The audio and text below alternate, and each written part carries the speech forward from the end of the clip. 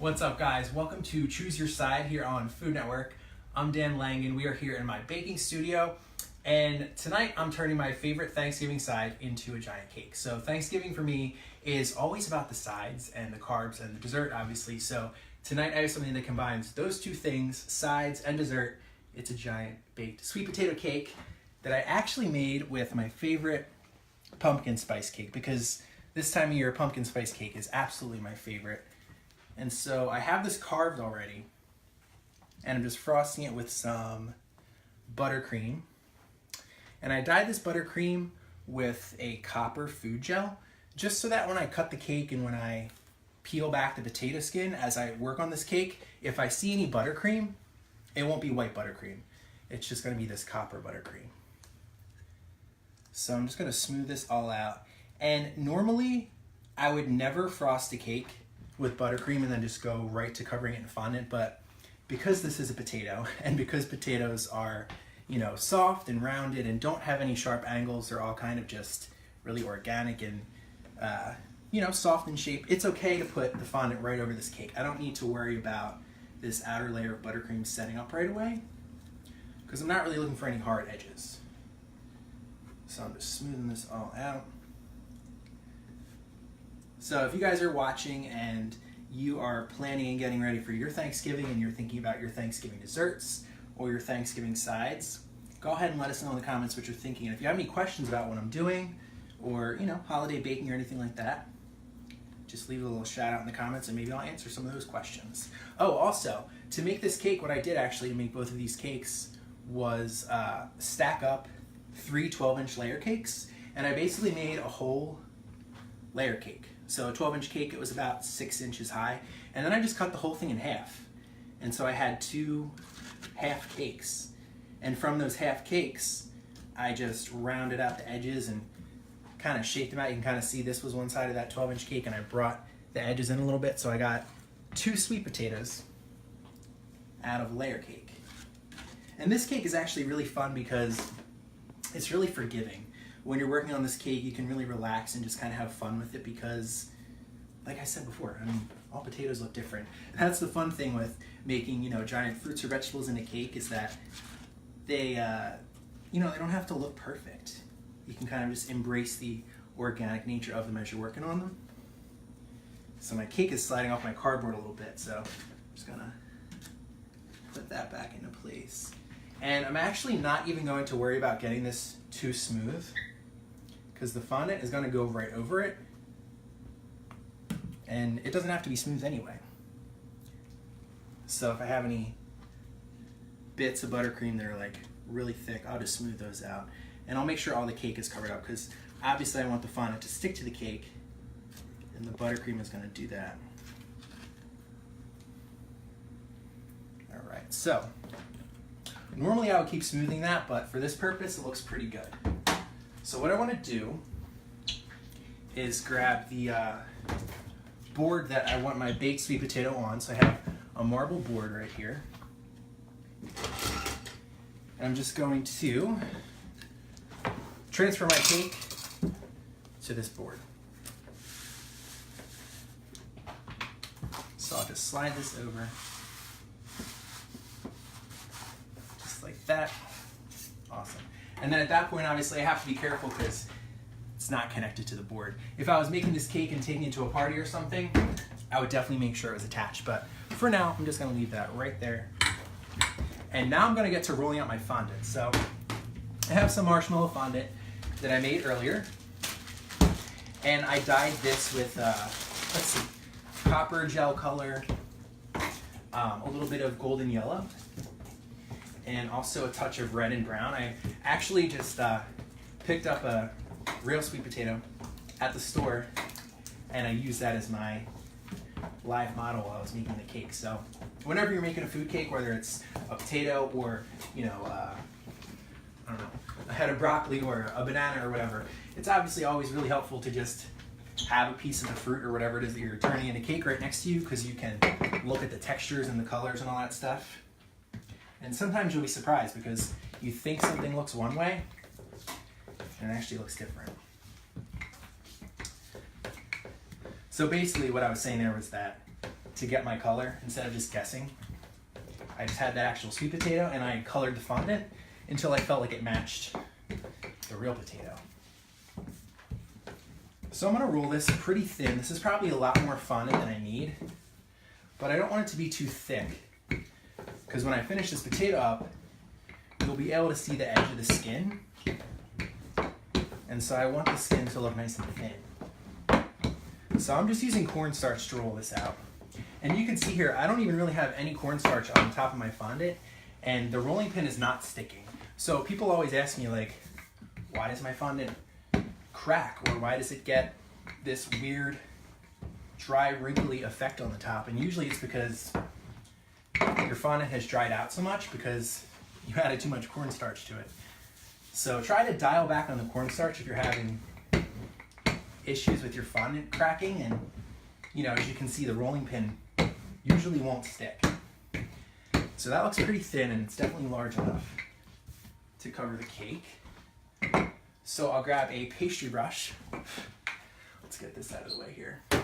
You can also use powdered sugar to roll your fondant out, but I think it gets a little sticky. So I like to stick with cornstarch.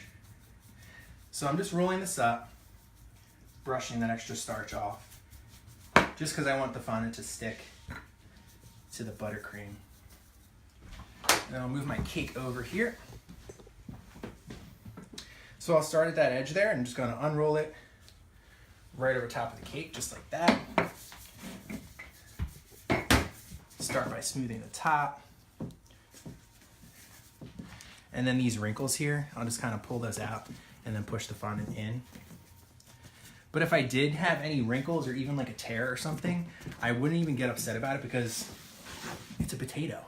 So it would look even more like potato skin if it had a ruffle or a wrinkle or whatever it might be. So just smoothing this out. There also might be some air bubbles towards the top of the potato, but that will just naturally go away when I cut the top open in a second.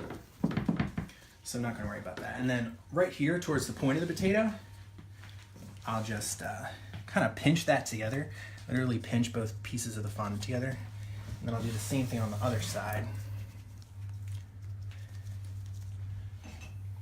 So when you're covering a cake like this, it's also easier to hide seams and things when the fondant isn't super covered in cornstarch, because if it's covered in cornstarch, that means it's really dry and it's not going to stick to itself. But if you didn't use a ton of cornstarch, then the fondant's more likely to stick to itself, and it's easier to heal any seams or anything. So I'm just using a sculpting tool here and scissors to just get rid of this extra fondant. Just peel that back. I'll just leave about, I don't know, half an inch, quarter of an inch all around the potato. Peel off this little extra bit right here.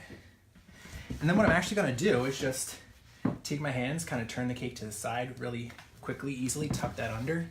Do the same thing on this side. Tuck that extra fondant under. I just attached the board to the bottom of this cake before going live here. But normally, you attach your board before you're going to work on your cake so that the buttercream that you stick it to the cake with has time to firm up, and then the board will stay stuck.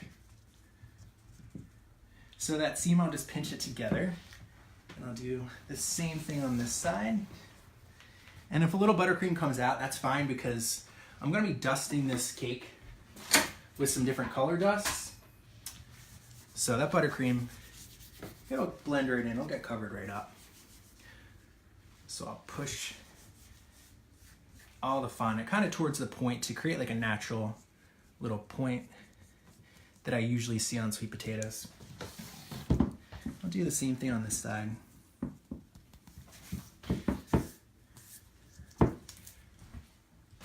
And then if I do see any spots where it didn't kind of tuck in all the way, I'll just take this sculpting tool and push it in. You could also do this with like a bowl scraper, or even the flat edge of a butter knife is good for pushing fondant under a cake like this. All right, so now, really important is texturing and coloring. So you want to texture your fondant so that when you start adding color to it, whether that's like dust or airbrush, you want the color to have a place to settle and collect so that the texture shows up. So it's always texture before color. So I have this tool here, kind of looks like a shell. And if some of the fondant gets stuck in the tool, it's no big deal. When I was looking at a sweet potato earlier, I noticed that they all kind of had these lines running from, I guess, like point to point. So that's just what I'm creating here. And then I'll take a little like pin tipped tool and texture the front. It's always the spot that looks like there was like a root attached to it or something, and then I'll do the same thing on the other side. So obviously, you know, like I was saying, this is choose your side. I love sweet potatoes. I love them candied. I love them, you know, with marshmallows and brown sugar on them, or just baked and then kind of cut open like I have here with some sour cream. But if you wanted to make this cake and you wanted to make a baked potato, it doesn't have to be a sweet potato.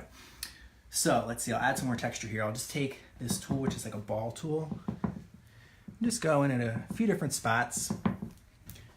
Kind of push this straight in. I'm not looking to make a pattern or anything because I want this to be really kind of irregular. And if I felt like any of those were too dramatic looking, I could actually just run my finger over them and smooth it back out. Let's see. There's also some lines that run kind of sideways like this. So I'll just take this sculpting tool and kind of shake it, or I guess twist it back and forth as I pull it along the side of the cake. And then these will be great spots for color to collect. So I actually use some tan powdered food color and also some cocoa powder. And then when I dust this, these lines will look really cool. So don't forget, if you guys have any questions about what I'm doing, or you have, you know, holiday baking questions or Thanksgiving dessert questions, let me know in the comments. And don't forget to check me out on Facebook and on Instagram under Baked by Dan. I think that looks pretty cool. I just want to add some more dots, just some little bits of deeper texture also. This top part is gonna get split open and then filled with that whipped or kind of mashed, I guess, sweet potato pulp. So I actually don't have to worry about the top too much.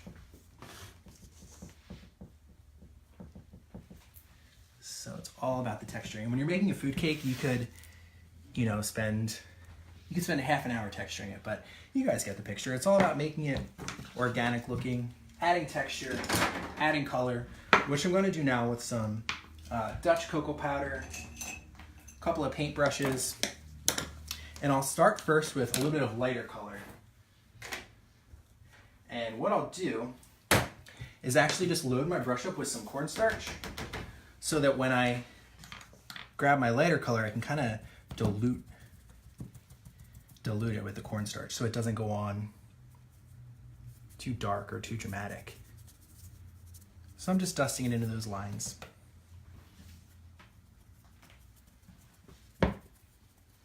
And if any of this collects on the board or the marble base here, I'll just be able to brush it off with a pastry brush.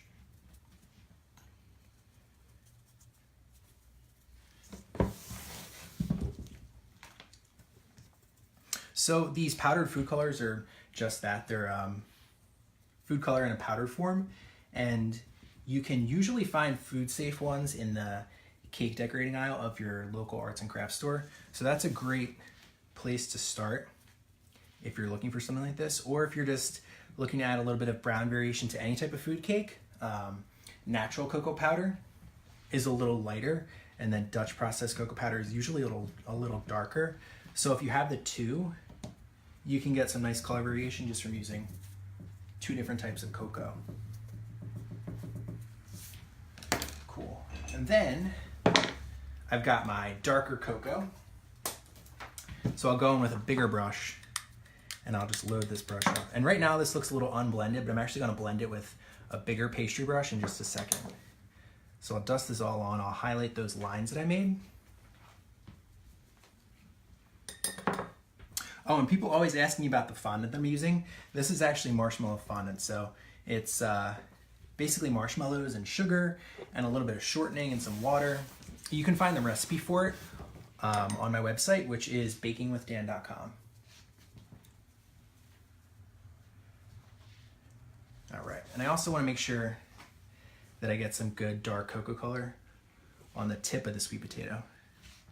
All right, so right there. Then on the other side.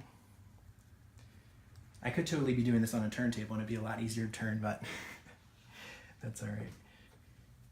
Okay, so I think that looks pretty good. I want to make sure I don't neglect the bottom, so I'll give that a little bit of color too. And right here. And I'll move this color out of the way because what I'm going to do is take a bigger pastry brush, kind of blend everything together, just going in the long direction of the potato. So I actually had my Friendsgiving this past weekend, which is something I do every year. It's a lot of fun. I made the turkey and I made the dessert, of course. So I went a little overboard on the dessert, but there's nothing wrong with having dessert leftovers. So we actually didn't have any sweet potatoes, but I did make some really amazing mashed potatoes. And like I said, for me, Thanksgiving, it's all about the sides and the dessert. So whether it's a turkey or ham or whatever, I mean, I could do without that. I just want dessert and mashed potatoes and all that good stuff. So I'll just brush off this color. So you can see just with this pastry brush, that kind of blends all the color on the potato together. Great. All right, so now to cut open the top, I'll take my craft knife and what I'm gonna do is just make a slice from one end to the other, just like that. And then I'll cut off a little bit just because I don't want too much extra fondant or, potato skin. So I'll just cut this off, and some cake and buttercream is going to come with it, but that's okay. That's why I dyed this buttercream, so that if you were to see any of it on the skin, it kind of matches and doesn't end up looking too crazy. So now I'm literally just gonna pinch this back, and I'm keeping one finger on the outside and one finger on the inside just so that I don't get any buttercream on the outside of the cake. Although if I did, it wouldn't be the end of the world. So I'll pinch one side back like that, and then I'll show you guys here. I'll do the same thing on the other side. So I'm just pinching it up just to get it open. And then I'll go and I'll really pinch the edge to make it look thinner. So this way it looks like it's really thin, like a potato skin, even though the rest of the fondant isn't so paper thin. And I'll kind of fold some of it back, wrinkle it, maybe it rips a little bit. All right. And then I'll ruffle some of this down just like this, because you know how whenever you bake a sweet potato or you roast it, the inside, the flesh gets really soft, and then the skin, you can kind of wrinkle it and pull it down. So just like that. All right. And so this took me a couple tries, but I figured out a really cool way to make the kind of mashed up part of the sweet potato was to take the cake crumbs and also just take some pumpkin puree and mix it together. And I think it looks pretty close to what mashed sweet potato looks like. So I just mixed the pumpkin puree and the cake crumbs from this together with a fork until it was all mashy looking, just like this. And I'll just spoon this in place. So you totally could make this with sweet potato cake if you wanted to, but like I said, pumpkin cake is like my absolute favorite. So, and it looks pretty similar too. I was just going for something with this nice, like fall color. And I think the pumpkin cake worked really well. So I want to make sure I spread this all the way to the edge. If some of it spills over, that's okay too. I don't want it to look too perfect. And then I'll add a little bit more towards the bottom here. Awesome.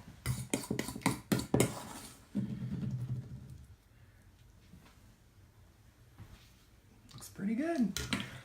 All right, so the final thing for me whenever I have a baked potato, whether it's a sweet potato or a regular potato, is always some green onions and some sour cream. So I just took some plain vanilla buttercream here, and what I do is add a little bit of corn syrup to it, and the corn syrup will thin down the buttercream. It also makes it nice and shiny, because sour cream always has that, you know, glassy, kind of creamy look to it. So I'm gonna go for a really big dollop here. So I'm gonna pour this right from the bowl. And as I pour it, I'm gonna twist. Just like that. And then I have some wafer paper green onions. To make these, I just spray some wafer paper with some vodka so it's nice and pliable. And then I wrap the wafer paper around a skewer or a dowel. And you get this straw of wafer paper basically that you can airbrush. And it looks just like a green onion. So you let those dry, you sprinkle them right on top. Giant baked sweet potato cake with sour cream, buttercream, and green onions. I think it's pretty cool. So don't forget to share this video with your friends. If you guys create this cake or any other cake for your Thanksgiving or Friendsgiving, share with us. I'd love to see it on my Facebook page, which is Baked by Dan. And I hope you guys enjoyed this. Have an awesome Thanksgiving and enjoy the start of the holidays. I'll see you guys later.